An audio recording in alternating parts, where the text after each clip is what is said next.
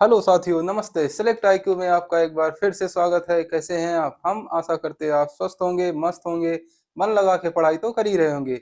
जैसा कि हमारी एक नई श्रृंखला चल रही है जिसमें हम उत्तर प्रदेश से संबंधित कुछ महत्वपूर्ण पहलुओं पर चर्चा कर रहे हैं। जो यूपी के जानों के बारे में हम लोग एक नई श्रृंखला है, इसमें हम लोग भाग ले रहे हैं। तो इसमें अभी तक हमने जो हिस्ट्री के बारे में पढ़ रहे हैं, तो जिसमें हम एंशियन हिस्ट्री क्लियर कर लिया है और मेडिवल मध्यकालीन भारत कर लिया है। उसी के साथ ही साथ हम लोग अब आगे बढ़ रहे हैं, जिसमें हम मुगल शासन खत्म करने के बाद आए हैं 1857 की क्रांति के बारे में। यह एक क्रांति अपने में एक विशाल क्रांति के रूप में जानी जाती है साथियों, जिसमें न केवल उत्तर प्रदेश से संबंधित बल्कि उत्तर भारत के संपूर्ण क्षेत्र इसमें शामिल रहे हैं। लेकिन हम इसमें उन पहलुओं पर विशेष चर्चा करने वाले हैं जिनमें उत्तर प्रदेश से संबंधित कुछ स्थान रहे होंगे। जैसे आपका इलाहाबाद रहा है, कानपुर रहा है, लखनऊ रहा है, झांसी रहा है। इन सब के बारे में पढ़ेंगे। ठीक, उसके पहले ये समझ लेते हैं कि क्या ये एक क्रांति जो है एक रातों रात किसी चिंगारी से हुई है? तो नहीं साथियों। कोई भी विद्रोह, कोई भी आंदोलन आप इतिहास को जब उठा के खंगालेंगे तो उसमें उसकी शुरुआत पहले 1-2 साल से चल रही होगी, उसके बाद जाके वो बिगुल बजा कहीं से, उसके बाद वो एक लौ के रूप में सामने आती है और सभी को दिखाई देती है। ठीक उसी तरीके ये एक क्रांति हुई जो 1857 का विद्रोह माना जाता है। ये एक विद्रोह ऐसा विद्रोह था जो कहा जाता है कि सन 1947 का जो स्वतंत्रता मिली हम लोगों को, ये उस समय का एक बीज था।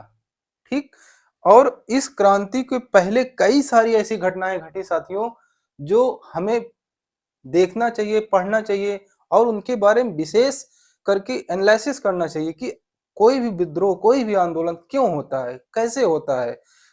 तो उसमें और आपको हम बता दें कि यदि कोई विद्रोह या आंदोलन हो रहा है तो उसमें ना तो केवल एक शिक्षित वर्ग शामिल है, ना तो सिर्फ केवल किसान शामिल है, ना ही केवल व्यापारी वर्ग शामिल है, बल्कि समाज के समस्त वर्ग उसमें शामिल होते हैं। तब वो एक आंदोलन का रूप लेता है, एक विद्रोह का रूप लेता है। चाहे वो आपका चिपको आंदोलन रहा हो, चाहे आपका 1857 की क्रांति रही हो, चाहे आप महात्मा गांधी के द्वारा किए गए आंदोलन रहे हों, सारे आंदोलन जो रहे हैं उसके पीछे कोई ना कोई कारण रहा हो। चाहे उसमें ब्रिटिश नीति के कई सारे कारण रहे हैं, इसके कारण वो सारे आंदोलन हुए हैं। वर्तमान में भी आप देख सकते हैं कि पूरे भारतवर्ष में अभी हाल ही में भारत के प्रधानमंत्री और भारत के शिक्षा मंत्री के प्रति आपने जो विद्रोह देखा लोगों के प्रति, और वहां पे धर्मेंद्र प्रधान जी को इस्तीफा भी देना पड़ा, उसके पीछे आप देख रहे हैं कि कई सारे बोर्ड में कहीं ना कहीं धांधली चल रही है, कहीं ना कहीं नीट पेपर लीक हो रहे हैं। तो ये जो आंदोलन हुआ वो आज का आंदोलन नहीं है। पिछले 10 साल, 20 साल, चाहे पार्टी या सरकारें किसी की भी रही हों, वहां पे कुछ ना कुछ खामियां रही हैं जिसके वजह से आंदोलन होते रहे हैं और आगे होते भी रहेंगे। तो आइए हम लोग अपनी चर्चा, आज हम 1857 की क्रांति के बारे में एक विशेष अध्ययन करेंगे, जिसमें हम जानेंगे कि 1857 की क्रांति की शुरुआत में हम चलते हैं, जब मुगल शासन खत्म हो रहा है और छोटे छोटे साम्राज्य अपने एक एक कुनबे को लेकर अपना साम्राज्य, स्वतंत्र देश, ये सॉरी स्वतंत्र राज्य घोषित कर रहे हैं, स्वतंत्र प्रदेश घोषित कर रहे हैं। जैसे आप मान लीजिए, जैसे उत्तर प्रदेश के 5 स्वतंत्र राज्य माने गए, जिसमें आप देखेंगे मेरठ और बरेली का क्षेत्र बनता है। ठीक, रोहेलखंड बनता है जिसमें मेरठ और दोआब के क्षेत्र, गंगा और नदी यमुना के मध्य का भाग आता है, रोहेलखंड। और उसी के साथ देखेंगे आप तीसरा जो बनता है मध्य दोआब क्षेत्र बनता है, यानी कि इलाहाबाद और इसके उत्तर प्रदेश के बीचों बीच वाला एरिया बनता है। ठीक, फैजाबाद लखनऊ का एरिया बनता है, और थोड़ा पूर्वी साइड जाएंगे लखनऊ गोरखपुर साइड, ये सब बनता है। ठीक, बुंदेलखंड बनता है, बुंदेलखंड बनता है जो आपका नीचे का ये बांदा, झांसी, हमीरपुर, बांदा और ये वाले जो एरिया है, ये आपके बुंदेलखंड एरिया कहलाए थे, मध्य प्रदेश से सटे हुए भाग को। ठीक, ये मराठों का शासन रहा है। तो ऐसे कई सारे उत्तर भारत में भी, पूर्वी भारत में भी देखेंगे आप, उधर कई सारे विद्रोह हो रहे हैं, कई सारे युद्ध हो रहे हैं। अंग्रेजों और मराठाओं के बीच युद्ध हो रहा, अंग्रेज और फ्रांसीसियों के बीच युद्ध हो रहा, अंग्रेज और बहुत सारे उस समय विद्रोह हो ही रहे थे। चाहे जहां आप देखेंगे, पूरा इतिहास खंगाल के देखेंगे, कहीं ना कहीं विद्रोह हो रहे हैं। और सारे विद्रोह का एक ही सार रहा है कि अंग्रेज पूर्णतया कहीं ना कहीं से, चाहे वो मराठा से जीत रहे थे, फ्रांसीसी से जीत रहे थे। और उसके बाद जब आप देखेंगे सीधा धीरे धीरे वो हर एक क्षेत्र में अपनी विजय स्थापित करते चल रहे थे। शुरू में स्टार्ट करते हैं, आइए हम लोग, ये कहानी स्टार्ट होती है औरंगजेब के खत्म होने के बाद। बहुत ही अय्याश राजा था जो हमने आपको बताया। इसके खत्म होने के बाद कोई भी मुगल शासन ऐसा नहीं रहा जो मुगल कालीन व्यवस्था को सही सुचारू रूप से चला सके। 1707 में इसका निधन हो जाता है। इसके निधन होने के बाद तो जैसा कि हमने बताया कोई ऐसा शासक रहा नहीं। तो 1757 के प्लासी का युद्ध होता है। ठीक, 1757 के प्लासी का युद्ध, ये 2-3 युद्ध हुए, जैसे बक्सर का हुआ, प्लासी का युद्ध हुआ। ये सारे युद्ध जो हो रहे थे ये पूर्णतया सिर्फ एक सत्ता को स्थापित किया जा रहा था, जिसमें आप देखेंगे ब्रिटिश शासन, ईस्ट इंडिया कंपनी की पूर्णतया वृद्धि हो रही थी कहीं ना कहीं से आप देखेंगे तो। ठीक, उसके बाद हम आपको धीरे धीरे ले चलते हैं 1857 की क्रांति पर। अभी हम 1857 की क्रांति के कारण नहीं जान रहे हैं, अभी हम 1857 की क्रांति तक पहुंच रहे हैं। 1757 से लेकर 1857, 100 सालों के मध्य में कई सारी ऐसी घटनाएं हुई जो भारत में 1857 की क्रांति का एक बीज के रूप में जब फूटा ज्वालामुखी, तो आप देखेंगे इसके क्या क्या कारण रहे हैं। इसको हम नेक्स्ट क्लास में समझेंगे, इस क्लास के बाद।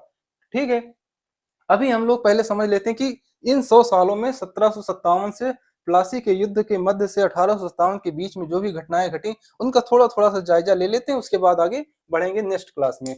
ठीक, तो 1857 की जो 1757 का जो प्लासी का युद्ध होता है वो सिराजुद्दौला और रॉबर्ट क्लाइव के मध्य में होता है। ठीक, अंग्रेज जो कैप्टन था उस तरफ का सैन्य का, वो रॉबर्ट क्लाइव और सिराजुद्दौला के बीच।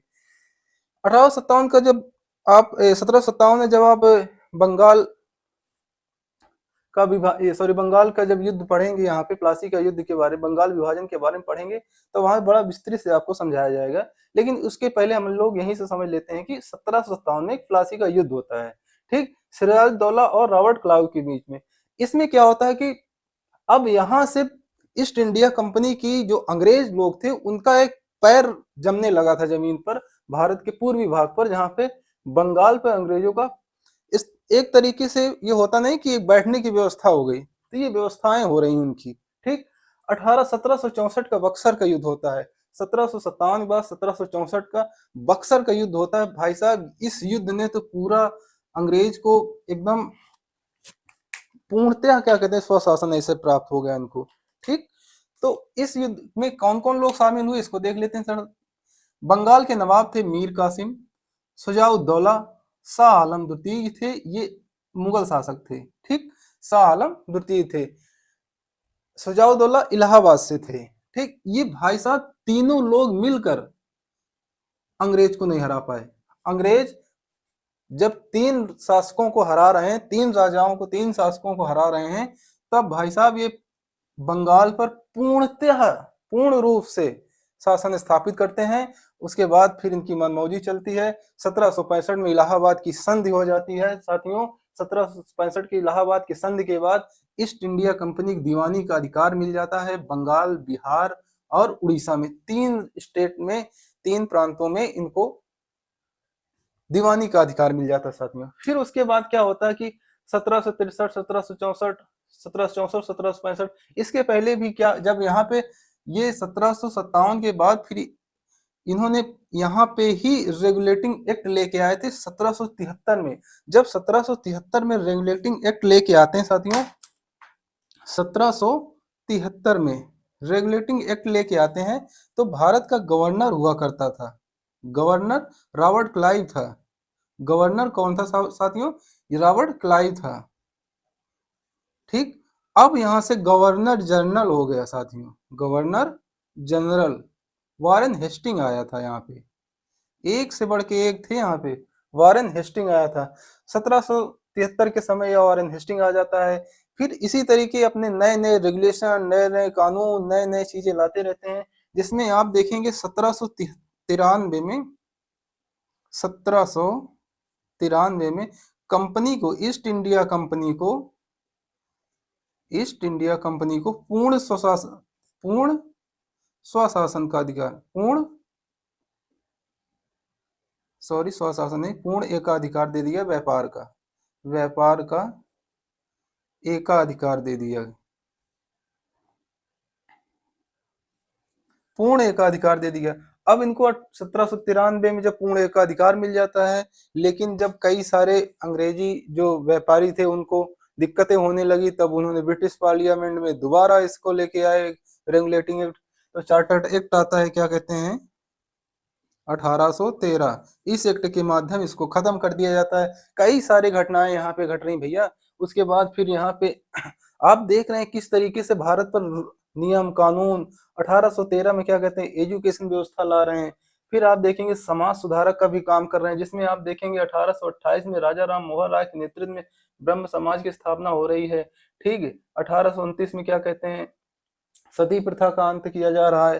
तो ये सारे कई सारे ऐसे नियम लाए गए जिससे कि क्या कहते हैं लगे कि नहीं, हम भारत को एक बहुत अच्छा राज्य और शासन व्यवस्था बनाने की चेष्टा कर रहे हैं। लेकिन उसके साथ ही साथ साथियों समय बीतता है, समय आगे बढ़ता है। 1848 और 56 के बीच का समय आता है जो डलहौजी का शासनकाल आता है। ये एक ऐसा शासनकाल था, शायद अगर ये शासनकाल ना आया होता तो ये समाज विस्तार की नीति लेके आए, समाज विस्तार की नीति लेके आए, जिसे हम डॉक्ट्री ऑफ लैप्स भी कहते हैं, हड़प नीति भी कहते हैं। ये एक ऐसी नीति थी जिसमें आपने देखा होगा झांसी का विद्रोह होता है, झांसी की रानी को दंतक पुत्र लेने से ये मना करते हैं, जिसके कारण वो विद्रोह होता है, जिससे रानी के द्वारा ये विद्रोह हो जाता है। ठीक, फिर वो 1857 की क्रांति का एक विद्रोह बनता है जिसमें वो बढ़ चढ़ के भाग लेती हैं रानी लक्ष्मीबाई।